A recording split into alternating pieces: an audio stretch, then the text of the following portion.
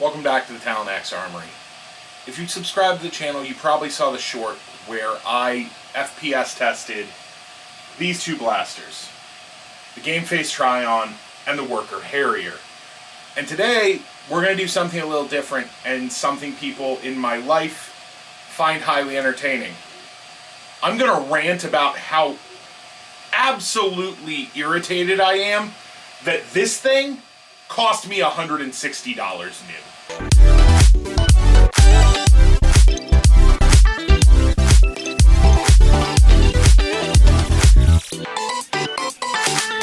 Alright, let's get into it. My left hand, I have the Worker Trion. $80 MSRP, beautiful blaster, great build quality, super happy with it. And in my right hand, I have the Worker Harrier. $160 MSRP, similar build quality. The only difference is, it's got a rubber grip and it's got metal frickin' rails. It doesn't come with a full-size mag. All you get is that little 5-round, what do they call it, an Eagle mag or something? What's that for? Oh, it's for sniper mode. Oh, it's tactical. It's cool. No. No. It's a $180 premium product. It should come packed with at least a 10-round magazine in addition to the goofy 5-round Eagle mag. That isn't right. That's not fair. Dark Zone can send us, what, 2 mags and a mag adapter with all their goofy full-size mag, blasters? They can't afford to send me 2 mags? You're charging me $160. And $160 is ridiculous when this is only $80. To be fair, I swapped the stock, I swapped the grip, I put a scar on it, and I put a different foregrip on it. But this is still $100, maybe, that I've got in this blaster. The FPS numbers, like I showed in this short, and like I'll probably cut in right here. 188, 193, 194, 191, and duplicate 191s. 158, 190, 153, 186, 163. This is better right now. On its stock spring, yes, with the 2 spring spacers. And nearly as soon as I rolled that out, I got it from people I know. Oh, but spacers. James, I don't want to deal with the spacers. James, those spacers make me wary. What about spring compression? Then swap the spring. We all know there's going to be a spring coming to make this shoot harder and farther. Just buy one. And now here comes somebody. Well, you can do that with the Harrier. Yeah, I can do it with the Harrier, but here's the thing. In the configuration I have this in, which made life harder for me, I am 1 screw to get at the spring-loaded plate that gives me access to the spring in this. This thing, they advertise, is 2 takedown screws, right? Those 2 takedown screws right here are gonna, let me center that, are gonna do that for you, right? That's a lie. Because if you mount the full-length tactical rail, which you're all going to do, which for the record, only mounts one way, you're gonna have to remove all 4 of the screws that mount the tactical rail before you can remove those 2 screws. So now you've done 6 screws, hex head screws, to get at the spring, which then doesn't always want to seat into the buffer tube that's back here that, again, doesn't have a spring-loaded end. But Worker wants to tell me, this is the premium product, this is the product you want to own, this is the product you want to buy. It's just not 2 Trions good. It's just not.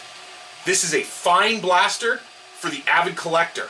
This is a fine blaster for the guy who just has to match. It's gotta look like the Nightingale. It's gotta look like the Phoenix. It's gotta resemble the Fire Rat, which isn't just the same, but we all know came from the same designer. But at the end of the day, their supposed premium build quality just isn't better than this. This is great. Because the thing about this, like the Nexus before it, right? This is an entry level at that 200 FPS that basically anyone can buy one. You can go out and get one of these and be ready to go with your buddy who's put hundreds and hundreds of dollars into his Swift. You can shoulder it and go to an HVZ. It's 130 FPS. It's ready to go.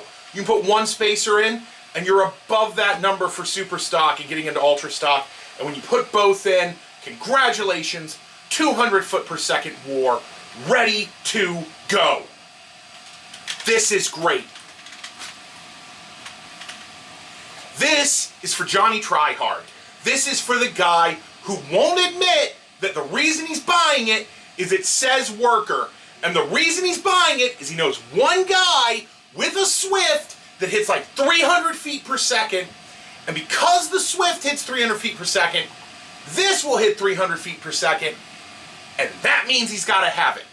And that drives me crazy. Because you shouldn't be buying blasters based on, oh, but it'll do what John's did. No, it won't. Because John built it. John tuned it. John put the time in. If you want to build it, put the time in and figure it out, any of these blasters will do that job. The Trion will do that job. This will do that job. A Nexus with enough parts in it will do the job. That Jurassic Pro over there will do the job. Or a hand-built Caliburn will do the job. This is not better just because they're telling you it is. And it does have a spring-loaded return, which is super cool. I'll give them that. That is a lot of fun. But it's not $80 more fun than this. That's the theme here, kids. $80, 160, 80, 160, 80, 160. 160 was too much. It will remain too much. And also, now that I've brought it up in this video, and I didn't even think about talking about it. So this rail, right, it only goes on one way. There are 4 screw holes. Focus for me, come on camera. Right? There are 4 screw holes. And they only go on one way, right? It's not reversible. How much more trouble would it have taken Worker to split this tactical rail right there on the seam line so you install your rail and then it's actually the 2 screws you say it is and not 6 screws? And sure, someone in the community, right, one of us, is going to come out with a beautiful 3D printed rail option that splits right there to solve that little issue.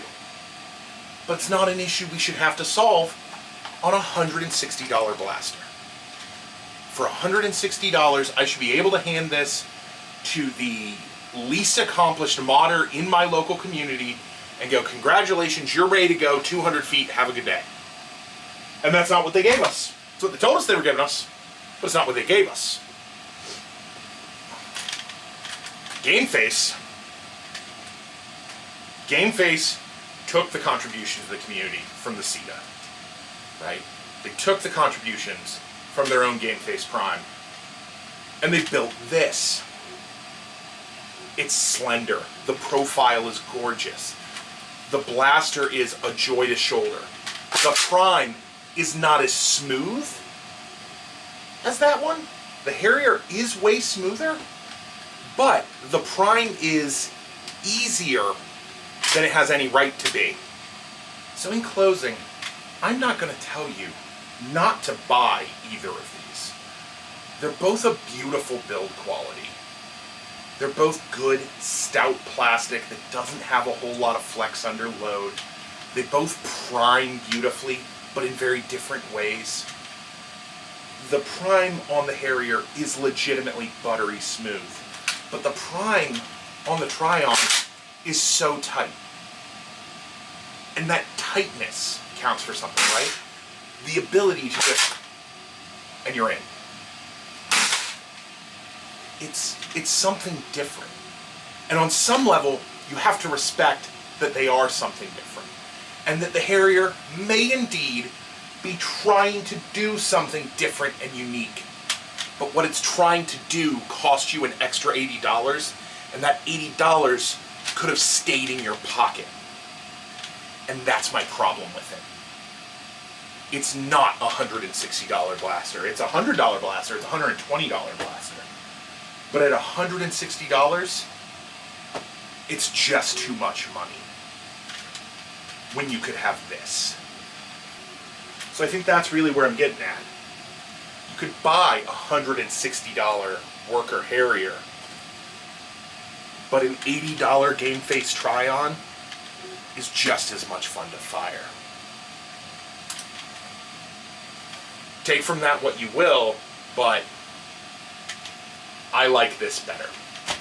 And that's where I stand on it.